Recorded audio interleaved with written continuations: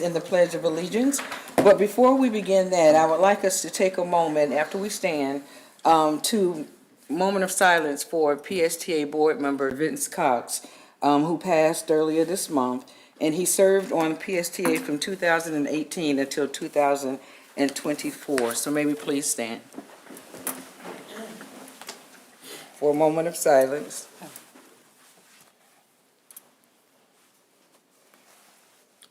Thank you.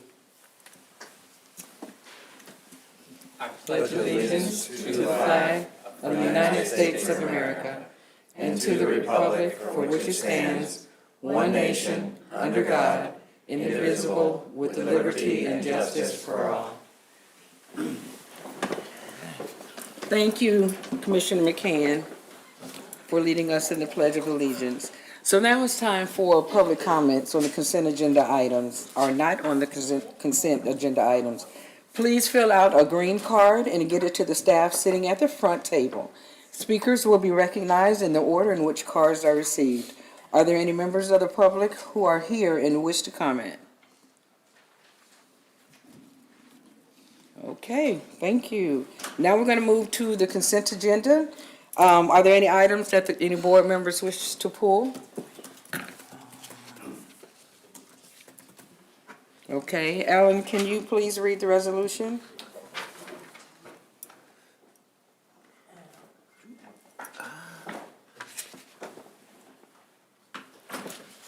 We're not going to be able to vote on the resolution. We need 10 votes to pass the resolution for this item, so we're going to actually need to pull that from the consent agenda. So I'm sorry, can you go back and pull that item from the consent? Then have to pull it, okay. So Okay, whoever made the motion has to amend their motion. well, nobody's motioned yet. I'll move approval. Okay, we're gonna have to pull that resolution item. Yes, Rachel? I can't, this is like frozen. I'm having problems with the voting system. Okay. Okay, We might have to do a verbal. okay. All right, so whoever makes that motion, we're gonna have to pull the resolution from the motion to accept the consent agenda. Is there a motion? So moved. Okay, so we can't open the voting system, so let me know, Rachel, if you wanna take a hand vote or verbal. Yeah, it seems to be frozen. Okay, that's okay. Are you gonna do a roll call? We could do a hand vote. Can I make a comment? I tried to get on the website this morning and couldn't get on the website with either computer. Oh, really? Okay. Okay. Do you wanna just go ahead and do a roll call vote, Rachel? Okay, it seems to be starting to work. It's very slow, but we can go ahead and do a roll call. Yes, let's, okay. Okay.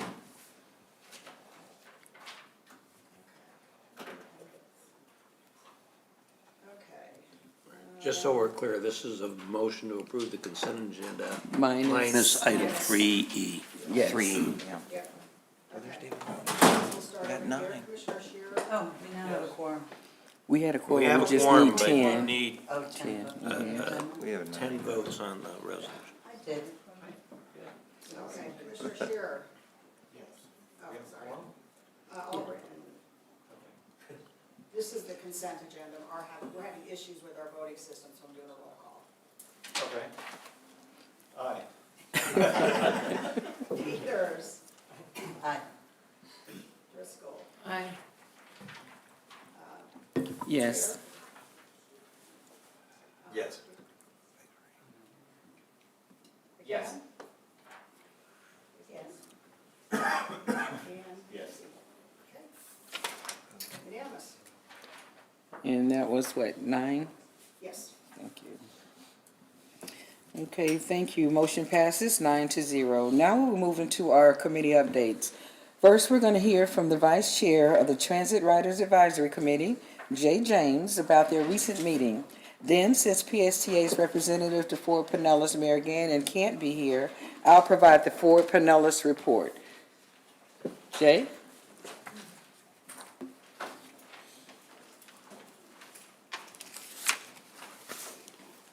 There you go.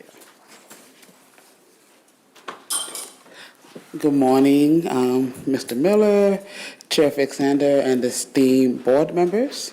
Again, my name is Jay James. The track met in person here at PSTA on Tuesday afternoon, June 17, 2025.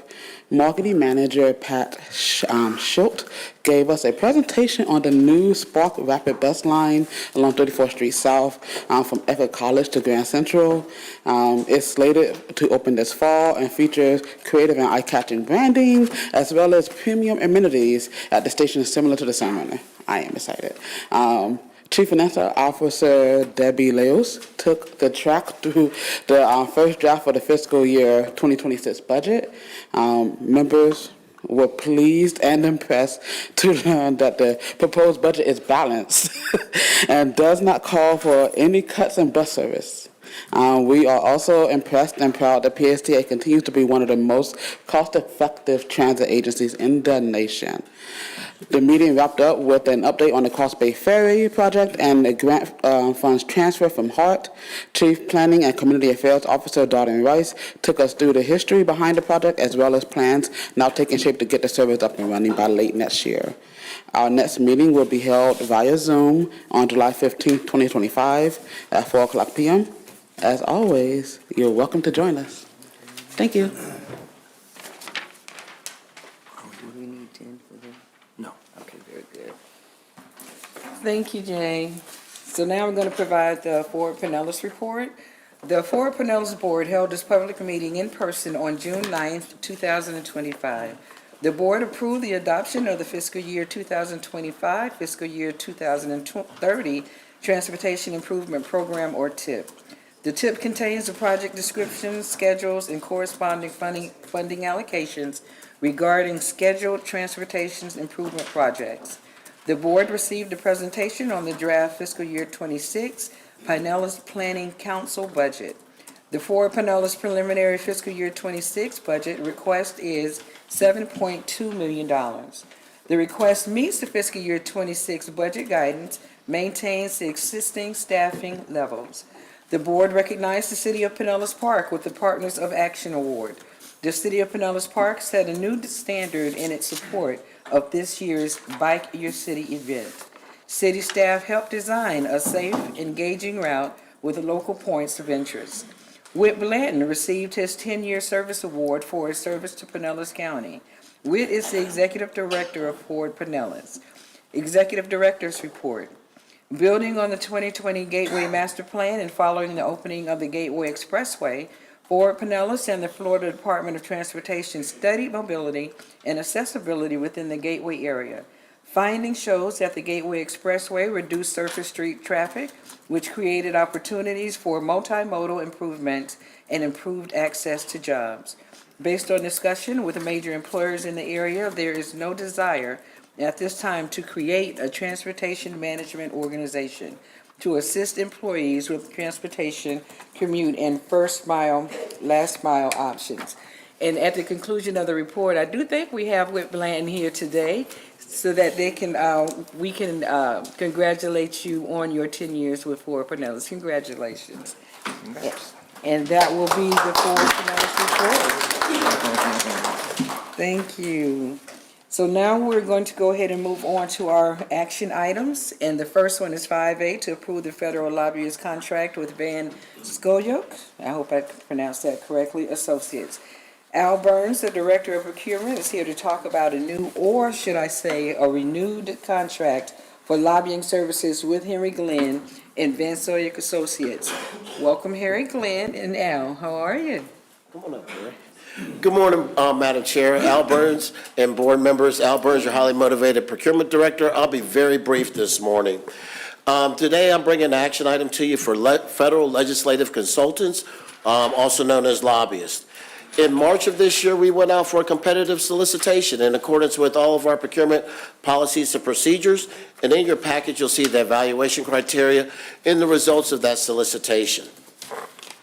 In 2015, PSTA started using lobbyists both at a state and federal level, and Van Scoyoke has been with us since 2015. Van Scoyoke has helped us compete on several competitive grants totaling over $90 million. I was fortunate to be in the leadership after class of 2024, and I got to visit Washington, D.C. with my class, and actually got to go walk through Congress with Mr. Glenn and Van Scoik. And I would tell you, the highlight of my day, I'm a foodie, the highlight of my day was the great lunch that we had. So I was really excited. You didn't go to the Senate building then? No, ma'am. The fiscal impact of this is operating funds, and Van Scoik is not only by submitting a proposal has demonstrated they're going to be a partner with us by keeping all their pricing for over the next 5 years flat. Madam Chair, the recommendation that we bring before you is approve a 3-year contract with the 2 one-year options for federal legislative consultants with Van Scoik Associates Incorporated for a total contract amount not to exceed $450,000, and authorize the CEO to exercise the 2 one-year options. Move approval. Madam Chair, I just want to make one note. At the Legislative Committee, Harry was even called the GOAT. Yes. And with no further ado, Yes, he was. I'd like to bring Harry Glenn up to the podium. I should stop while I'm ahead, right? They always tell you on the committee, if they accept your amendment, just sit down and be quiet. So I should just say, thank you, Al. It's been great to work with Al. It's been a real pleasure to work with you all for the last 10 years. It's as I said during the Legislative Committee meeting, it's amazing to see how PSTA has evolved as a transit leader across the country. In your earlier report, on your Transit Committee report, you talked about you're one of the most cost-effective transit agencies in the country, and I think that comes from the leadership and the staff and the board of this organization. So I just want to say congratulations to you. It's been 40 years of great service to the community, and you've done remarkable work, and you continue to do remarkable work. So Brad asked me to just give you a quick update on some of the things that you all have been working on, and PSTA has been working on the federal side for the last couple of years. And as I said, I think PSTA has established itself as being a leader in the transit industry within Congress and within the federal government and the Federal Transit Administration.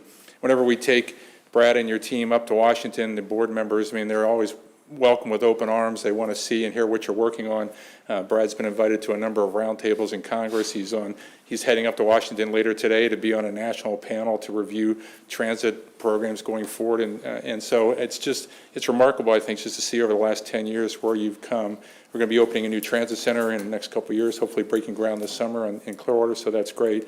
So you've developed this great reputation, and with that, you've developed great relationships within the federal government, within Congress, within the agencies.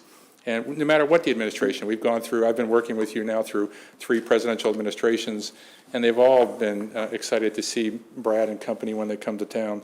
Brad was up in April. We actually got to meet the new deputy administrator. He'd only been on the job, I think, 4 days, Brad, and we finally got to meet him and had a great meeting with him. He was interested in hearing what you were working on. He's all about cost and effectiveness, and he was happy to hear that you brought in the Sunrunner project ahead of schedule and under budget, which was great. And he was happy to hear about the Clearwater Transit Center getting ready to open. He's a former Charlotte City Council member, so I think he understands local government. We're still waiting for the new administrator to be confirmed by Congress. But I think APTA, your trade association, is really excited that Mark Molinaro, a former New York congressman, very interested in transit programs, is going to be coming on board. So I think he'll also be interested in what you're doing down here. I know Brad has plans to invite him down here as soon as we can to have him come visit what you're doing on. One of the things we're currently working on, I know you all took action at the last meeting to approve the transfer of funds from HART to PSTA for the ferry project to enable you to purchase some new ferry boats with a grant, 2021 grant, I believe it was, Brad, to HART. So working with FTA to get that approved. They have 3,200 grants that are on their plate that they're trying to work through an approval process, but I know Brad has met with the senior leadership there about this, and I think they're moving along. On the ferry front, as you are probably aware, Congresswoman Castor has been a huge champion of the Cross Bay Ferry. She's included a request in the fiscal 26 appropriations cycle for new ferry dock infrastructure down by the pier to be ready for these new boats when they come to launch this service. So there's $2.5 million that she's requested. Congress probably won't get around to approving that until sometime or at least the House, until sometime in July. But we continue to monitor that for you, and that's another good step in the right direction for you. Brad's also talked about to the congressional leadership when he was up in April and again in May about Congress continuing to support the federal ferry boat program. It's a partnership between FTA and local communities to provide the infrastructure you need for ferry services. So Brad's talked to them about continuing to do that. And I would say that PST has been doing a great job just advocating for other federal programs. The President's administration, this current new administration has made a budget request that significantly cuts domestic spending, but most impressively, it protects transit funding. And so most of the transit programs that you've successfully competed for are protected in the new President's budget, so that's a good step going forward. Last year, PSTA competed for and won a bus and bus facility grant, $27.8 million. It was the largest grant award in Florida and one of the top 5 in the whole country. So it's just, again, further testament to what you're doing. I know the application process, Brad, is open again for that program right now, and I think you're working on that. We've also talked to the FTA about some of your other legislative priorities, and one of those is something I know we've been working at monthly with the legislative committee, which is on the so-called taxi cab exemption, which allows you to continue to provide your very innovative TNC services for the disabled, for senior citizens, for veterans, and for the late night workers that have to get transportation back to their shift work at night.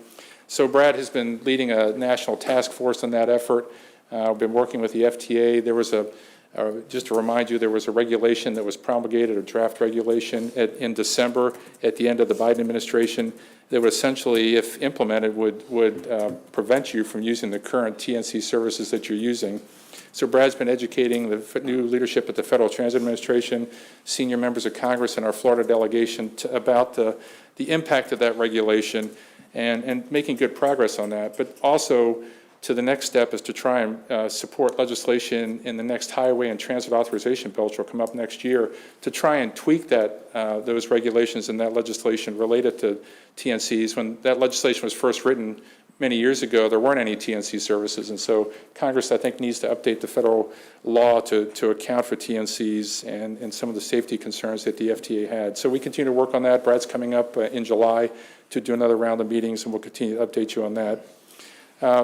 As I mentioned, Congress is in the process of working on its fiscal 26 appropriations process. I always joke with Ron Pierce, your state advocate. The state government always finishes up your appropriations process before we even get started on the federal one, so we're 6 months behind the state on that. But we continue to work on that at good numbers for the Department of Transportation. Congress is also, I'm sure, as you're reading, working on this big budget reconciliation bill that would extend the number of 2017 tax changes that were made during the first Trump administration. There aren't any provisions, and it also cuts significant amount of federal spending, but the good news is for you all, there aren't any cuts to transit programs in that bill, so that's a good thing. And in fact, there's a good opportunity for your local communities and for PSTA, as the bill would also reinstitute the Opportunity Zone program, which was created under the first Trump administration, and allow governors to expand the number of opportunity zones that are available to communities. This is a tax incentive program that encourages private investment in underrepresented, underserved areas of your community. So it'll allow you to expand the number of opportunity zones here in Pinellas County. The governor will get to make the decision on which ones he wants to nominate to the president and the Department of Treasury. But the important thing about that is that in the new administration, they're using opportunity zones as a key criteria for awarding future federal grants. So if a project is in an opportunity zone, you'll get bonus points when you apply for certain things. So it's not just if your project's in an opportunity zone, if it's neighboring an opportunity zone, if in your case, if the service passes through an opportunity zone, those are all bonus points for you when you're applying. So that should help you in the future, Brad, as you all are applying for future grants. And if you expand the number of opportunity zones here, there'll be additional routes and projects that might be eligible. Lastly, I would say is, as I mentioned, Congress is going to be launching every 5 years. They have to reauthorize or re-legislate all the programs related to our federal highway. I know Whit's working on this, our federal highway program, your rail programs, and your transit programs. So that bill comes up for congressional consideration next year. They're actually speeding up and working ahead. The House is actually going to try and draft up a bill in September to try and get ahead of next year's election cycle. Brad's already been in for meetings with the House and Senate committees that write that legislation. They've asked him to post up some of his priorities. I know Brad and Debbie spent some time when they were in Washington adding some things into electronic portal that are important, issues that are important to you. So that's been in there. The congressional delegations asked for PSTA's input. We've submitted it there. And Brad had a meeting with the chairman of the committee, subcommittee, who's going to draft this bill last month when he was in town, and again submitted those requests. So you all are leading that effort in Congress and doing a great job. So I'd say 2025 has been, as you are following, a very busy year in Washington. Lots happening. You all, PSTA is fully engaged and really doing a good job. And again, I just appreciate the opportunity to continue to the good work, be a partner in the good work that you're doing. And I don't know, Madam Chair, if I can answer any questions, I'm happy to do that. Thank you. Does anyone have any questions? Is anyone from the public who wishes to speak? Okay. Thank you. Gary.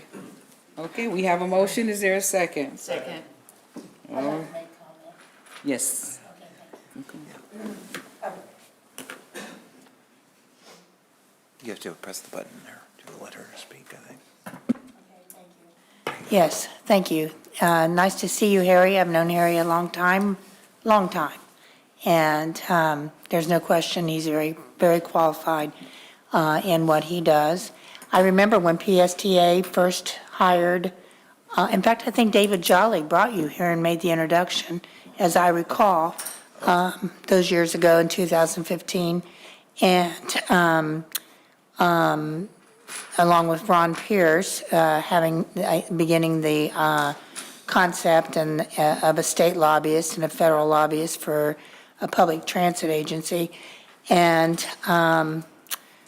so I just wanted to make a few comments about this because I think, first of all, the fact that we're using operating money, which comes from our property ad valorem taxes here in the county, to pay for professional lobbyists that are actually lobbying for more tax dollars.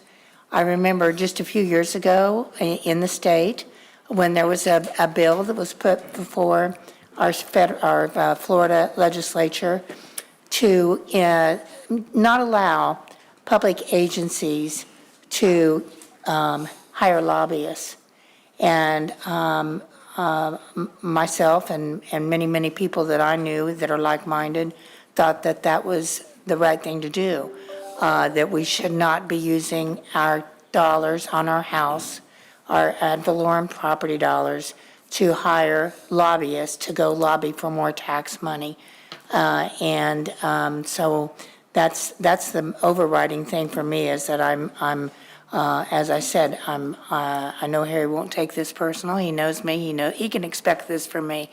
And so I'm not going to be supporting this because I don't think that the taxpayers of Pinellas County would want a public agency, if they understood the concept, that they would not want us hiring more people to help get more tax dollars that they're going to have to pay. And I think that also, as I recall, PSTA has grant writers. Isn't that true? We don't have a position, a dedicated position for grant writing, but we do have people that are very good at that. Very good Yeah, at that. yeah. And so that's really the process is in-house, and we're already paying for those people. And I also would say that I think that, because I've followed all of these trips to DC over the last 10 years, and I know Harry sets up appointments with everybody so that you can all go, meet. And then there's trips being made to Tallahassee also with Ron Pierce to rally or lobby. Lobby's the word, not rally. Lobby is the word, for more tax dollars. And so I think that, that's really what let me see what my other notes were. When we see that the federal government's trying to push through no tax on tips, no tax on Social Security, and yet we are trying to get the federal lobbyists and state lobbyists with tax dollars to get more tax dollars, that's what I really have to say, is that I'm not going to be supporting this, and that's why. So thank you very much for the moment. Okay. Thank you. Seeing no further requests to speak, it has been properly motioned with the second. Can you please open the machine for voting? worked. Okay, why am I not getting it? I don't know, hit the refresh maybe? I can manually plug it in if you'd like, Yes. and then I just need McCann. I had to go back and log back in. That's okay, I can manually enter it. Yes. Okay, 8-1. All right, thank you. The motion passes 8-1. Thank you so much. And where's Mr. Glenn? Thank you so much for coming. You were described as the GOAT at the meeting, and so I really do appreciate you being here with us today. Thank you so much. So now we're going to move on to our information items, and it's the fiscal year 2026 PSTA operating budget. And finally, Ms. Debbie Leos, PSTA CFO, will give us the first look over the fiscal year 26 draft PSTA operating budget. Hi, Debbie, how are you? Good morning, Good Chair and morning. everyone. Debbie Leas, Chief Financial Officer. And this is one of those items that is really important, so much so, this is my fourth presentation on the budget. We presented to the TRAC Committee, to Finance, and to Planning, and now the Board on the first draft. And what's important about the budget is it is a reflection of the strategic vision of the board. So today I'm going to be going through the first draft and showing how it all ties together. And I appreciated all the input from the 2 workshops we had with the board. If you may recall, at the very first workshop, I was facing about a $1.3 million deficit that I had to work through with the team. And I'm very pleased to say we are now at a point where the budget is balanced with a slight surplus for next year. So I'm very excited about that. And the budget maintains the fares at the current levels. As you heard Jay say from the TRAC Committee, we have no major service cuts, although the budget is reflective of the Community Connected Bus Network, which is a whole new strategic plan that should increase ridership, but has a $0 impact on our budget. It also includes premium service for the 34th Street South limited stop service called Spark that'll start next year. And it also continues our very successful Clearwater Ferry service, the grouper service, and will include the new Tampa Bay service as well for ferry service. So we're giving more options to the people in the community and to our visitors. As you can see from the chart, we are maintaining the budget essentially flat year to year. So I'm very proud of the work that we've done on the budget to get it not only balanced, but to be able to take a look at key areas. One of the key areas we look at is salaries. And salaries is our biggest piece of the expense side. And with that, we've been able to maintain it at about 3% increase. Now, we not only looked at big ticket items, we looked at every single item, big and small. I used the example at the Planning and Finance Committee meetings. Bonnie Epstein, our Director of Mobility, was able to come up with an idea where our riders or customers pay with a debit or credit card, and we pay a fee for that, the merchant service fees. Instead of doing that daily, we're only doing it once a week, and it is now saving us over $100,000. Red, of course, has poked and pulled and prodded all of us, and has done things like limiting any travel related to training that we could otherwise do either in the state of Florida or online. So we truly have really looked at everything. One of the other items that came up during the budget workshop was taking a look at some of our large contracts. Is there room that we can have any renegotiations or changes related to that, since the privatized transportation is a significant portion of our budget?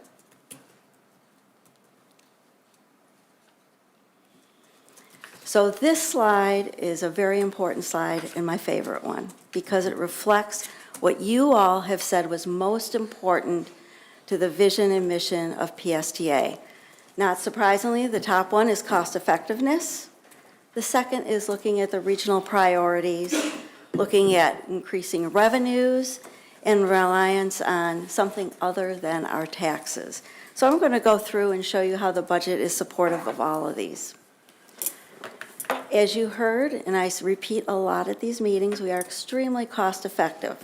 Always room for improvement, but when we compare ourselves in the American Bus Benchmarking Group, We are consistently one of the most cost-effective transit agencies in the country. However, I also like to compare myself to our sister agency across the way, HART. Now, HART is running Saturday service all the time, and their budget for a similar size agency is $1.6 million greater than PSTA. So on a local level, we are seeing cost efficiencies. Now, having a mixed fleet of buses is also very important, not only from a resiliency standpoint, but from a cost-saving standpoint. We are saving about $1.7 million on diesel next year. Now, that doesn't include the parts that we are saving and the fluids that we're saving related to the mixed fleet. Now, you just recently also passed the enterprise agreement, and that was for our non-revenue vehicles. As soon as you passed that, I took $150,000 out of the maintenance budget. So that is helping us significantly. From a regional aspect, as you well know, we are moving forward with ferry service across the Tampa Bay. With the grants that we're going to get, we are very hopeful, and our goal is to reduce the cost to our funding partners. And I think this is extremely important as we provide yet another form of transportation to the community. What are some of the other highlights? The community-connected bus network.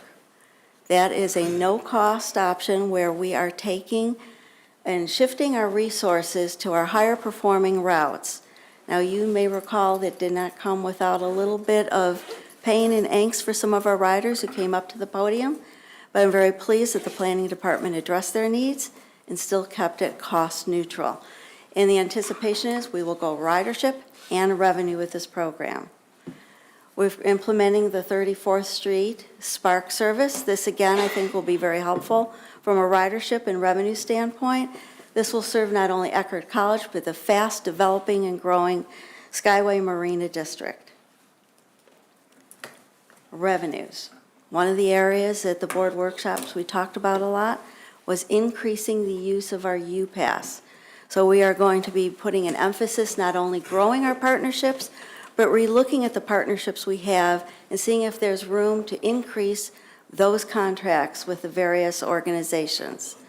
Now, the other thing we're looking at is using technology to ensure that we're collecting all the fares that we should be from the programs that we have. So I think that's going to be very important to reduce any fare evasion that there might be. So cost effectiveness, always working on it. Revenues, we are also working. Increasing fare revenues, some of this relates to the hurricanes, as Commissioner Hazelton pointed out, that we're increasing by. But again, we're looking for that UPass revenue, other non-tax revenue sources. One of the items that I do have included in next year's budget is the use of the one-time COVID relief funds. We received a large amount of money, as did every transit agency in the country, during the COVID pandemic period. However, unlike other agencies, we've been using it a little bit at a time so we did not become dependent on it. So we do have some of that money in there, and that will be expiring shortly. From the property valuation standpoint, our property values for PSTA are going up by 4%. So that is included in the budget, and at this present time, I've got the millage maintained at 0.7342. As you recall, that was decreased 2 years ago from our max millage of 0.7500. I think Kathleen Peters, Commissioner Peters, you were an advocate and also explained that should in time of need, the board would be able to then move the millage back up if needed. My goal is we don't need. So what are some of the next steps in the budget? We've got some big things coming up. Setting the tentative millage rate next month. We have health insurance, which is one of our largest fringe benefit costs. We'll be bringing that to you next month. And over the course of the summer, the staff is going to continue to look at the revenue side, the expense side, to see what we can do to continue to improve the budget. The other item that will be coming in July that I'm very excited about is our Clearwater Station. We have the bid openings on July 11th, and I'm very excited to see how that will turn out. So everything will be done, revised, and represented to you in August in advance of the 2 public hearings that we have in September where we approve the final budget and the final millage rate. With that, I will take any questions or comments. Well, seeing no questions, thank you so much, Ms. Leos, for that presentation. Do I see? Oh, okay. I see you. I can't see this. Mr. McCann, Commissioner McCann. Thank you, Madam Chair. I just want to say great job. This is my first time going through the budget process, and when I saw that we had a 7-figure shortfall, I was kind of heart palpitating a little bit.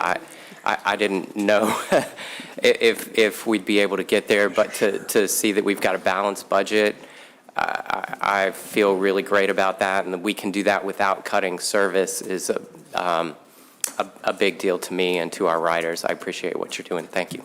Thank you, Commissioner. Thank you. Commissioner Scherer. Thank you, Chair. I've been giving this a lot of thought because we had a presentation on this at our Finance Committee meeting, and I just want everybody here to understand I cannot support a budget like this, okay? The most important thing to my taxpayers is property taxes right now. It is what's number one on everybody's mind in Pinellas County. Now, I don't completely understand what balance means, but this budget is proposed is a $3.5 million increase on real estate taxes countywide. It'll bring our take on real estate taxes for this operation here to $86,500,000 a year in real estate taxes. It increases that to that. That is a $7.2 million monthly subsidy to this enterprise, which has free buses, it has free buildings, it has free real estate, it has no debt service. I believe we can do better. I believe our target on real estate taxes this year for 2026 should be to reduce our real estate taxes by $3.5 million to $79,365,000 instead of $88 million. Now, people will tell you we can't do this, but we can do this, okay? And I have given great thought to the numbers that I'm seeing before me, and I'm just looking at, our year-to-date March numbers. We had 5.5 million riders. We had $3.6 million in fares. That's 67 cents per fare. Our costs, $57,591,000, $10.66 per fare. We are subsidizing every person that gets on the bus by $10. Now, I know we have a lot of programs, but we can't, this is not sustainable. And I will not vote for a budget that keeps every year bumping up by $3.5 to $5 million a year because we can't raise revenues or we can't control our expenses. Now, my analysis is simple. We need to raise revenues on fares. Now, we can do that by selling more U-Passes. We can do that by advertising, selling advertising. That's up for our CFO and our CEO to figure out. We can cut costs. There are costs to cut. We have 7 routes that have less than 3,000 riders per month. We have 15 or 12 routes that have less than 5. Now, it's not up to staff. It's not up to the board to figure out how to make the numbers work here. But I believe it's up to us to give direction to our CEO and our CFO to reduce taxes on our taxpayer, because that is what is most important. The governor and the state are working to eliminate taxes, real estate taxes, because they're so out of control. So anyway, my goal is to get that done. I believe that we can get that done. And I will not be supporting a budget that increases real estate taxes this year. So that's where I'm at, and I would like for you all to work to bring us options to reduce costs and increase revenue so we don't have to. Thank you so much for that, Commissioner. Any other questions? I see no request to speak, and with that, thank you so much, Ms. Debbie. I appreciate it. You're very welcome. And by the way, we are setting up one-on-ones with all of you so that we can get your comments, ideas, et cetera, to be able to move forward. And just to let you know, there is processes in place. Should the board decide to roll back by $3.5 million, that would require significant operating cuts. I've taken a look at the budget on how we could save the money, and that would require public hearings, et cetera, to be able to do that. So there is a process in place to take a look at that, but I am pleased that we were able to have this budget without any cuts. And to your point, the community-connected bus network takes into consideration some of those lower-performing routes in moving things and giving people still the opportunity for public transportation. So I look forward to meeting with each one of you, getting ideas. I appreciate each one of you for all the work you've done on the workshop, so thank you. Thank you so much for that presentation. Now we're going to move to our reports and correspondence and our future meeting dates, and that will be our Mr. Brad Miller. Do you want to take the updates on the reports in our packet? Sure. Good morning, Chair. Good morning, everybody. In your packet are the April 2025 operating statistical reports. I am very pleased to report that PSA had offered more than 1 million rides in the month of April, which is the first time we've hit that mark since February of 2020, the month before COVID hit. Obviously, one of the reasons that we had over 1 million rides in the month of April was because it's spring break period, and that's when our ridership is always highest. But plus, the new services we're providing, like the Clearwater Ferry and the grouper services, are very positive ridership growth, as well as steady ridership on nearly every route in the system, if you look in the packet. Speaking of ridership, maybe this had to do with getting over 1 million too. Thank you to several board members who have taken up the TRAC Riders Committee's call to go on a bus ride with a TRAC member. Thank you to Commissioner Chris Latvala, Vice Chair Tom Reed, and Chair Fig Sanders for riding or scheduling an upcoming ride with a TRAC rider. And I am very excited about assisting the TRAC committee. Each TRAC committee member has been assigned to each of you to go on a bus ride. And so I am trying to facilitate that with each of you with the TRAC members. So hopefully we can get many more rides, and that helps our ridership numbers as well. I had a really good ride with Commissioner Latvala, and I understand Darden Rice rode with Vice Chair Reed. And I think, Jay, we got our ride on the calendar with Chair Fig Sanders coming up. So we're excited about that. Also, thank you to Chair Fig Sanders for joining me and Congresswoman Kathy Castor for a PSA bus ride to several Black-owned businesses last week to highlight those businesses on Juneteenth. That was great. Next month, Al and I are very excited. Al has some wagers on this lunch. He's betting lunch to some other staff. Next month at the Finance Committee, we will be opening the construction bids for the Clearwater Transit Center, finally. On Friday, July 11th, we're opening the bids, and then the Finance Committee will take that the following week. That's a long time in coming, and we're very excited to finally get that project going. I want to welcome 3 new great leaders that will be joining the PSA staff next month. I always get nervous about welcoming them before I see them, but since I see one of them, I feel comfortable doing this. Debbie Leas has hired Lucian Campillo, who is there in the audience. He is our new Director of Project Management, who will be joining us on Monday to start. He comes from Shift 4 and is a veteran himself, and we're glad to have him. Darden Rice in the Planning Department has hired Nicole Dufa to be our new Director of Planning, and she starts next month. She comes from WSP, the consulting firm. And James Bradford our Chief Operating Officer has hired Mr. David Barnhart, who starts next month, as the Deputy Director of Transportation, and he comes to us from Minneapolis, the Minneapolis transit system, down here to Florida. Although I think he has family down here in Florida that he's coming back to.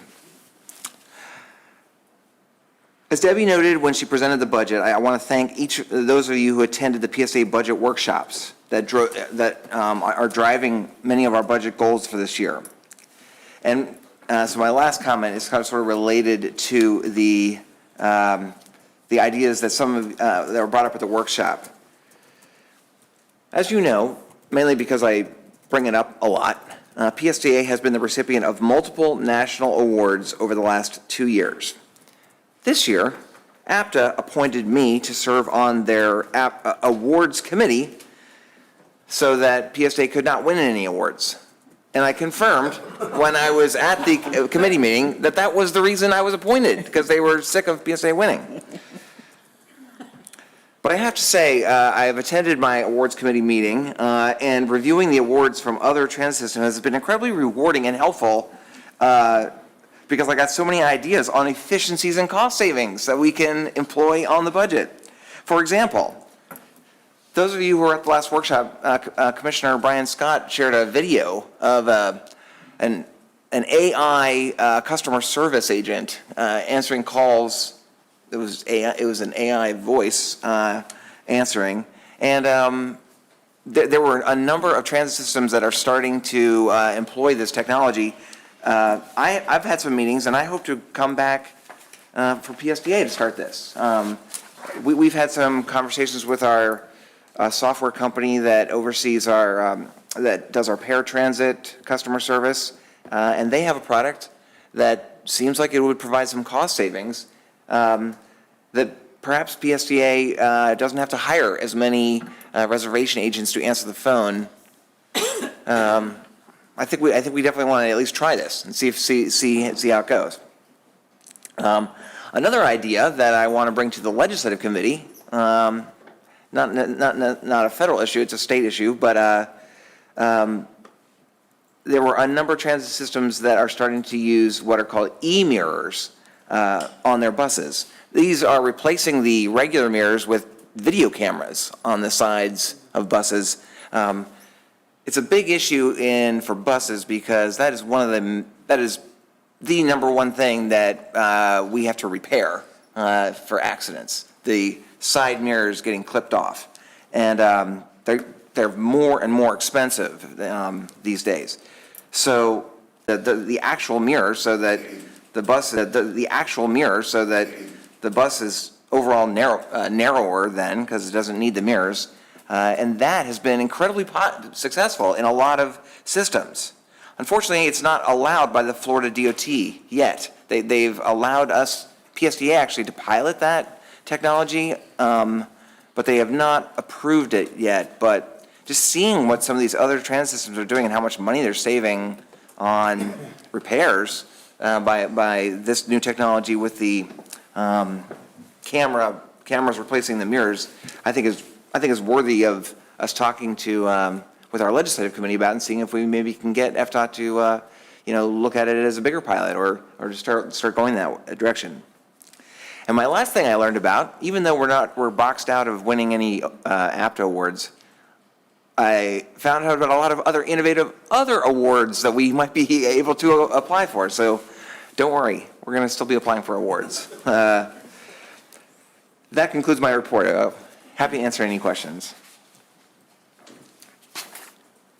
Thank you. Okay, well, thank you. Okay, now we have Commissioner Driscoll. Thank you. Oops. There you go.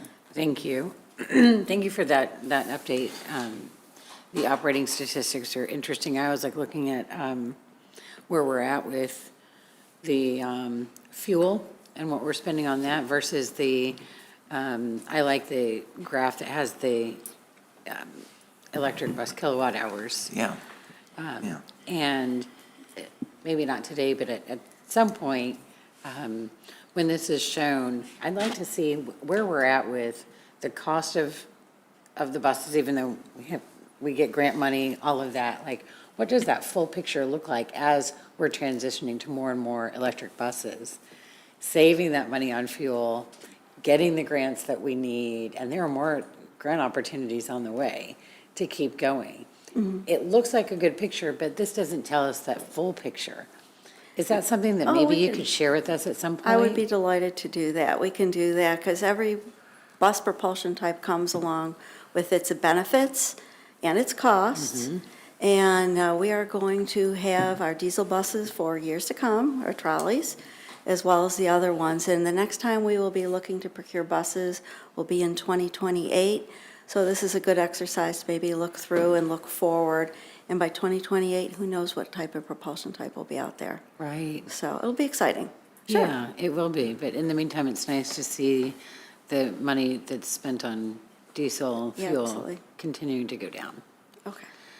The other question was, thank you, Debbie. Sure. Brad, I think, is the Florida Public Transportation Association meeting in September this year? Yes, the Florida Public Transit Association's annual conference is coming to the Tradewinds in St. Pete Beach in September. I can get you those dates. Yeah, I'm just thinking that since it is being hosted in Pinellas County, Yeah. we should- that if it's not until September, that gives everyone time to kind of put it on their calendars if they're interested, or at Yeah, least absolutely. flag it in case something comes up where we could, attend Yeah. one or more parts of that, I'll- since I'll it's right send- in our I'll send the dates out to backyard. everybody. Yeah. That'd be great. All right. Yeah. Thank you, Madam Chair. Thank you, Commissioner Hazelton.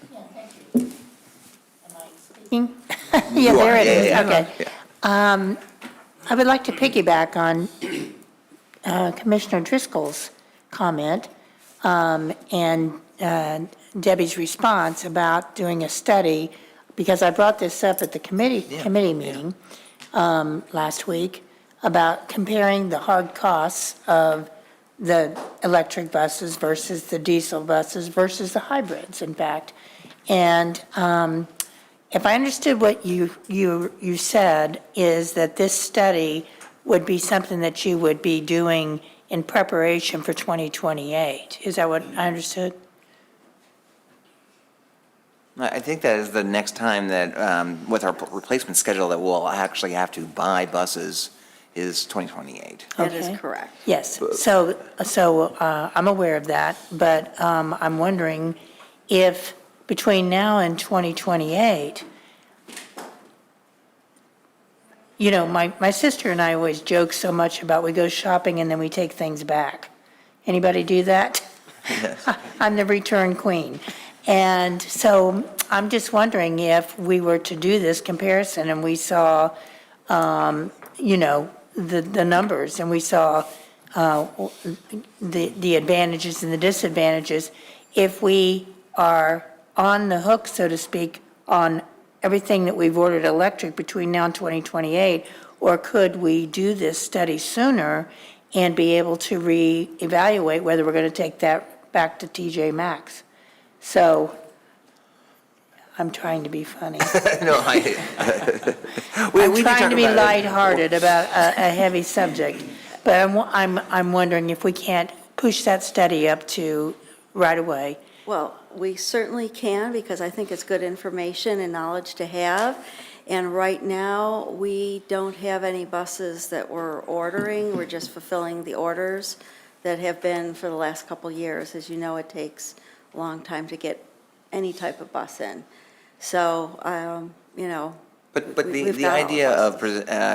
having a more holistic presentation about all of the costs of, of the infrastructure to support electric, because what you and I, we were talking about at the Finance Committee, and then the operating savings by not buying diesel fuel nearly as much, and the cost of electricity is a lot lower than it is for the equivalent amount of diesel fuel. There's just trade-offs, and I think putting that all in a holistic picture is a good idea, that we can hopefully, either next month or the following month, we can have a presentation of that. Yes, I'd like Yeah. to do that and include, would it be, to include the cost of the charging stations? Yeah. yeah. Okay, and so, and I'm sure you're going to be very complete in those factors. But, so let me understand, so we are on the hook for everything through 2028? Or if we found, you know, some eye-opening information, maybe for 2026 or 2027, could we reevaluate what we ordered? We could, I think we have already signed contracts for buses that are being delivered between now and the rest of this, at least year into next year. So we'll have to see whether there's anything that we still, you know, that we could cancel. But I think it's pretty much all. Well, they may not mind if you just yeah. switched over within the same Gillig over to a different, Right. yeah. So we I just could wanted to look at bring that. that up, get Yeah. it discussed. Thank you. Thank Thank you. Thank you, Debbie. Thank you. Okay, seeing no further requests to speak, thank you so much for that. We're going to now move on to other business or board member comments. So is there any other business to discuss, or does any board members have comments that they would like to share at this time? Commissioner Reed. Thank you, Madam Chairman. Is that on? It's on. I just want to thank Darden Rice and track member Richard Powell for taking the time to ride with me on the 12th. It was an enlightening experience. We did the entire Sun Runner from the start in front of Valenti's for a reason that ended in front of Valenti's. And very informative, had a good discussion with a lot of the riders on board. But also I want to thank staff because we discussed UPass, and to Commissioner Shearer's point, I'm a strong believer in that we need to find new revenue sources and work towards getting our expenses down. But staff got us the stats on the UPass program while we were still on the bus, and that was very appreciative for me to have that information in real time, so I thank you for that. And that's really it. I just think it was, you know, a very productive time, and I appreciate the staff getting me the information requested when we did it, and look forward to doing more events like that. So thank you. And that's all I have. Thank you for that. Seeing no further requests to speak, I want to say thank you for a great meeting. I know that we did not vote on our resolution, and we will be able to revisit that once we have the 10 members present for that. But I have noticed that our meetings have been very, very efficient, and I thank you all for that. I'm so serious.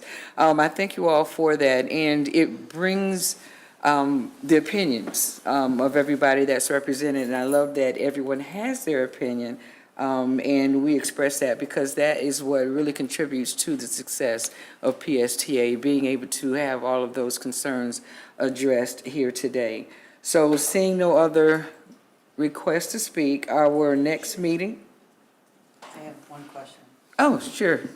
Commissioner Peters. Thank you, and it's for Debbie, and I apologize for not asking during your presentation. You did not talk about reserves. Is any money going into reserves this year? To answer your question, our anticipated increased reserves about 120,000. Okay, thank you. Just a little bit, yeah. Okay. Any other last minute questions? Speak now, forever hold your peace. So our next meeting is July 23rd at 9 a.m. And thank you, everyone. This meeting is now adjourned.